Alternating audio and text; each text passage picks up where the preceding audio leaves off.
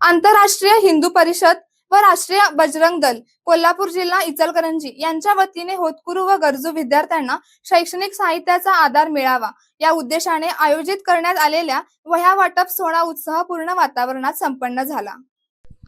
श्री स्वामी समर्थ सेवा केंद्र व दुर्गा माता प्रतिष्ठान पंचवटी सिनेमागृहासमोर येथे झालेल्या या कार्यक्रमास प्रमुख अतिथी म्हणून शिक्षण समिती सभापती सौ विद्या मनोज साळुंके उपस्थित होत्या। त्यांच्या हस्ते विद्यार्थ्यांना वह्यांचे वाटप करण्यात आले। यावेळी विद्यार्थ्यांना शिक्षणाचे महत्त्व, शिस्तबद्ध जीवन आणि उज्ज्वल भविष्यासाठी सातत्यपूर्ण प्रयत्न करण्याचे मार्गदर्शन करण्यात आले। कार्यक्रमाच्या अध्यक्षस्थानी जिल्हाध्यक्ष श्री किशोरजी मोदी होते।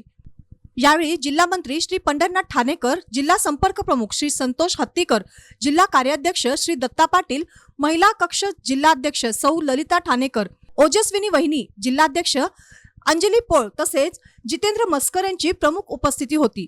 संघटनेच्या पदाधिकाऱ्यांनी विद्यार्थ्यांच्या उज्ज्वल भविष्यासाठी अशा सामाजिक आणि शैक्षणिक उपक्रमांची गरज अधोरेखित केली। विद्यार्थ्यांना आवश्यक शैक्षणिक साहित्य उपलब्ध करून देणे ही समाजप्रती आपली जबाबदारी असल्याचे मत यावेळी व्यक्त करण्यात आले।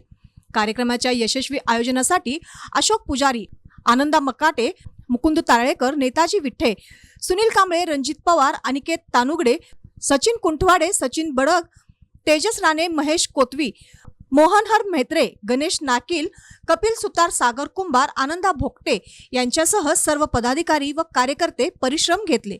या उपक्रमामुळे अनेक विद्यार्थ्यांना शैक्षणिक साहित्याची मदत मिळाली असून पालक व नागरिकांनी आयोजकांचे कौतुक केले।